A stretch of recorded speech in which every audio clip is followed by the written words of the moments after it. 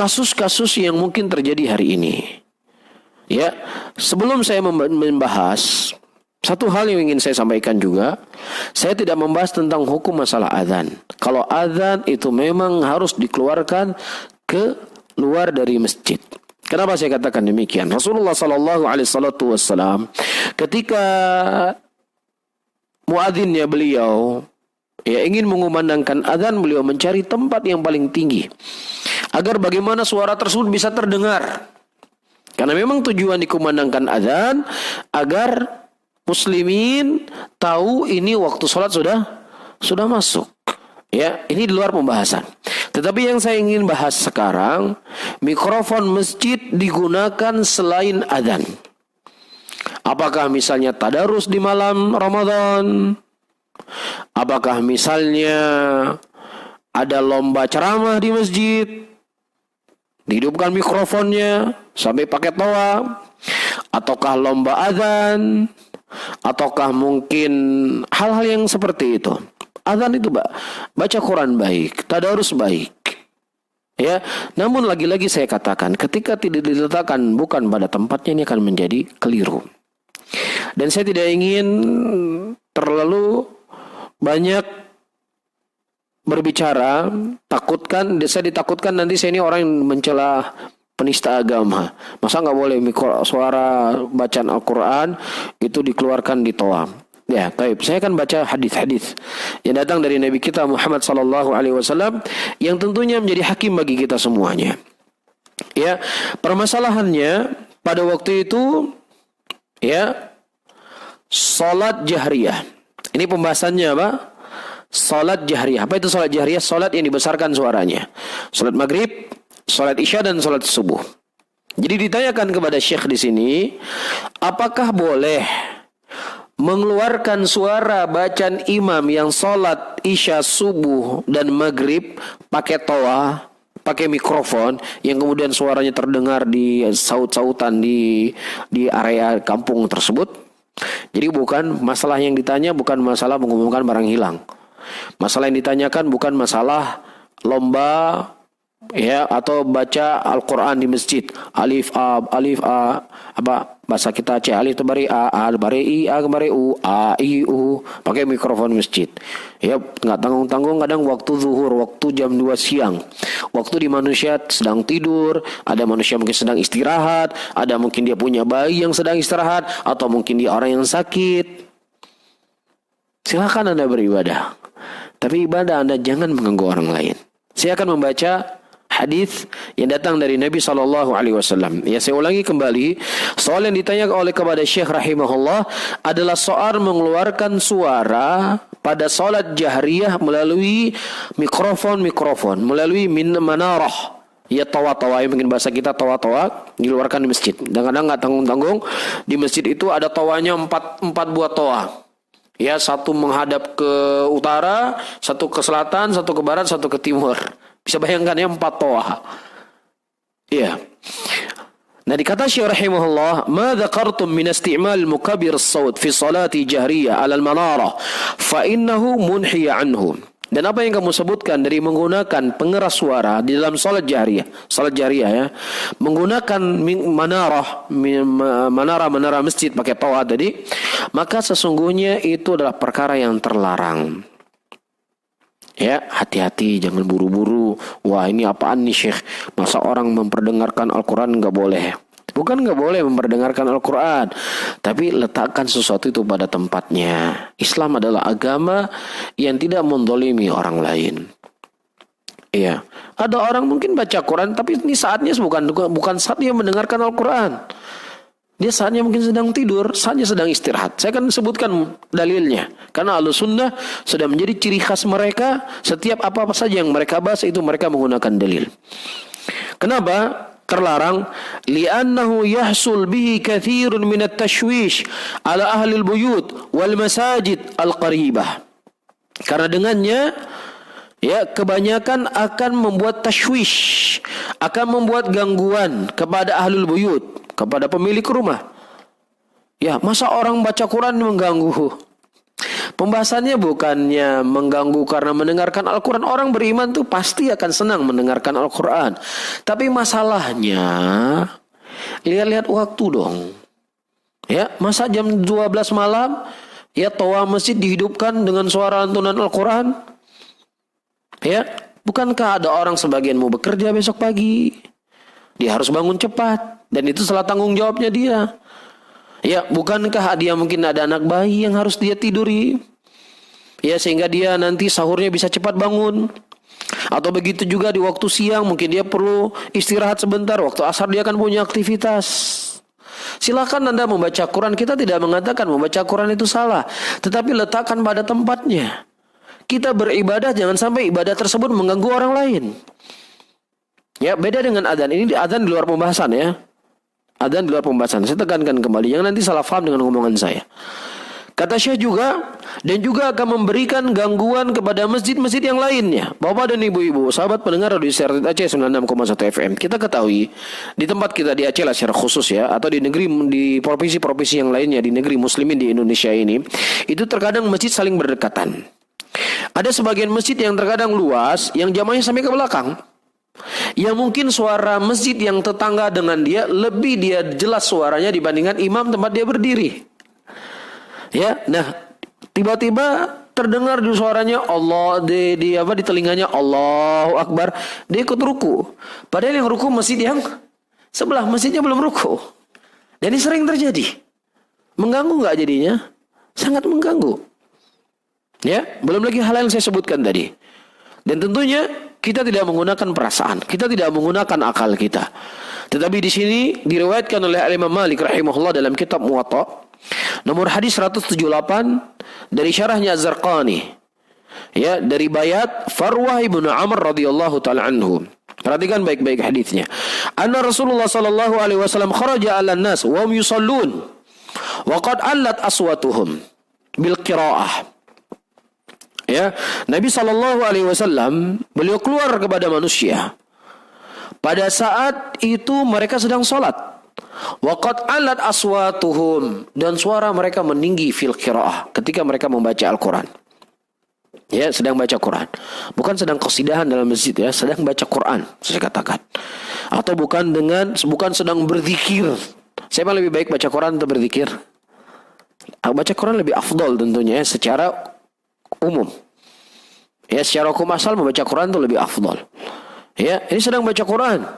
Ya, bukan sedang memakai mikrofon masjid sedang berselawat, bukan sedang berzikir, ya, atau terkadang juga zikirnya aneh-aneh.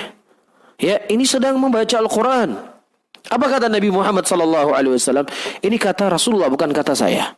Kata Nabi sallallahu alaihi wasallam, "Innal musalli yunaji rabbahu falyanzur bima yunaji bihi wa la yajhar ba'dukum ala ba'din bil Qur'an."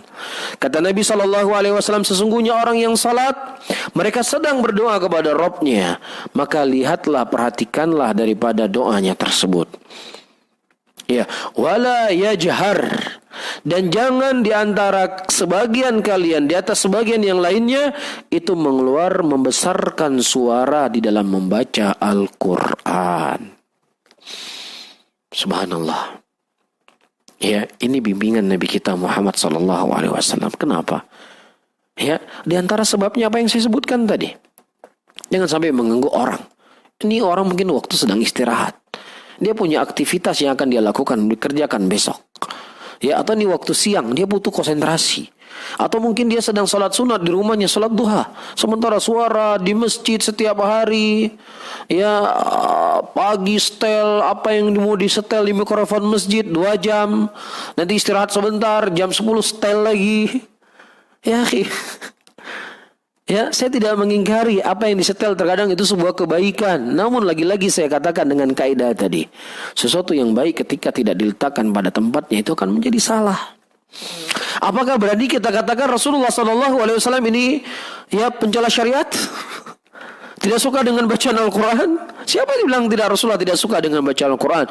Rasulullah orang yang paling mencintai Al-Quran, yang paling mencintai syariat ini. Tidaklah datang kepada kita syariat Islam yang agung ini kecuali kecintaan Nabi kepada syariat ini, sehingga beliau berjuang untuk memperjuangkannya. Namun Rasulullah ingin mengajarkan kepada kita yang namanya ibadah itu ada aturannya. Bukan seenaknya kita, bukan semaunya kita, bukan sembarangan maunya kita. Harus diatur. Mikrofon masjid itu harus diatur. Masjid itu adalah sebagai sumber untuk membawa kebaikan, bukan justru membawa apa? Ya, membawa gangguan di tengah-tengah muslimin.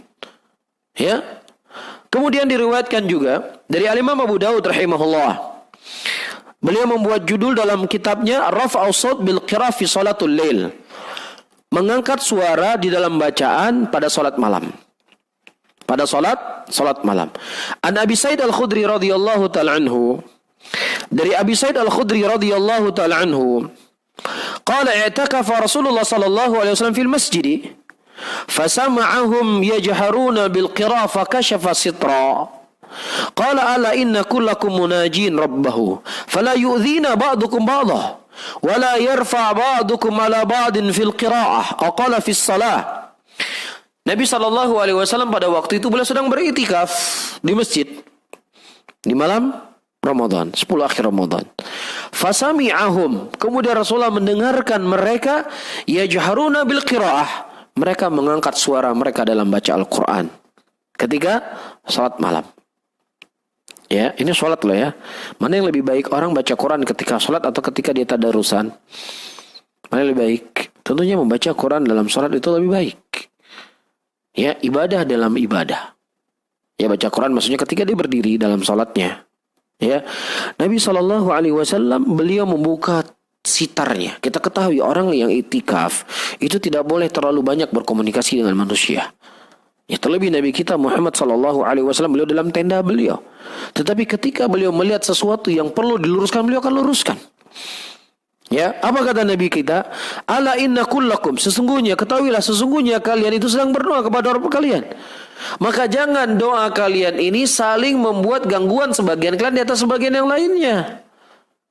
Ini di dalam masjid sama-sama sedang ibadah. Sama-sama sedang terjaga. Ya, sama-sama dalam keadaan terbangun, tidak sedang istirahat. Tidak dalam keadaan tidur. Tidak ada anak bayi di bawah itikaf. Nggak ada orang sakit di bawah itikaf. Nah, mereka semua sehat. Tapi Rasulullah SAW mengatakan jangan sebagian kalian mengganggu sebagian yang lainnya. Dan jangan sebagian kalian mengangkat suara kalian di atas sebagian yang lainnya dalam membaca Al-Quran atau dalam salat. Nah, bagaimana lagi kalau seandainya Rasulullah SAW hari ini hidup, melihat bagaimana kondisi masjid-masjid muslimin yang mereka tidak tertib dalam menggunakan mikrofon. Ya, bukan untuk membaca Al-Quran terkadang. Ya, terkadang hal-hal yang itu bentuknya perkara mubah, saya nggak mengatakan haram, perkara mubah terkadang. Nah, perkara yang itu bentuknya ibadah ketika mengganggu saja terlarang, apalagi itu bentuknya perkara mubah.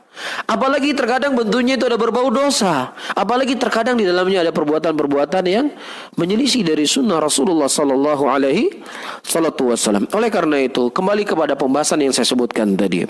Modal semangat tanpa dibarengi dengan ilmu, Islam ini akan terpandang kurang baik. Akan terpandang kurang baik. Jadi jangan sampai gara-gara kesemangatan kita, kecintaan kita kepada agama yang kemudian tidak disertai dengan ilmu yang benar, sehingga akan mencorengkan nama Islam itu sendiri. Islam adalah agama yang sejuk. Islam adalah agama yang menyebarkan kebaikan di tengah-tengah umat. Islam adalah agama yang meletakkan sesuatu pada tempatnya. Kapan seorang itu ibadah, kapan seorang itu istirahat, kapan seseorang itu tidur, kapan seseorang itu dia bermain-main, itu semua hal waktu-waktunya telah diatur dalam agama kita. Ya, sehingga jangan sampai karena kesemangatan kita, apalagi terkadang mencela pemerintah, ya kebijakan-kebijakan yang dibuat yang terkadang kebijakan tersebut tidak menyelisih syariat Islam. Tidak menyelisih apa yang datang dari Nabi kita Muhammad sallallahu alaihi wasallam. Tapi terkadang yang mirisnya sesuatu yang itu betul-betul perkara yang menyelisih syariat. Sesuatu perkara-perkara yang memang menentang syariat Islam itu tidak dianggap sebagai penentang syariat Islam. Berbuat kesyirikan, berbuat kemungkaran-kemungkaran, berbuat amalan-amalan yang tidak dicontohkan oleh Nabi sallallahu alaihi wasallam, tidak ada yang mengingkarinya. Bahkan justru ketika ada orang yang berusaha untuk mengingkari dan meluruskannya, akan dianggap sebagai orang yang memecah belah umat, dianggap sebagai orang yang tidak toleransi, dianggap orang yang suka membidah-bidahkan orang, suka mengkafir-kafirkan orang. Beginilah kondisi umat manusia di akhir zaman. Yang tauhid dianggap sebagai kesyirikan, yang syirik dianggap sebagai tauhid. Yang sunnah dianggap sebagai penyelisihan sunnah, yang penyelisihan sunnah dianggap sebagai sunnah Rasulullah sallallahu alaihi wasallam. Sehingga sadaqa Rasulullah sallallahu alaihi wasallam, innal Islam bada'a ghariban wa sayaudu ghariban kama bada' fatuba lil ghuraba.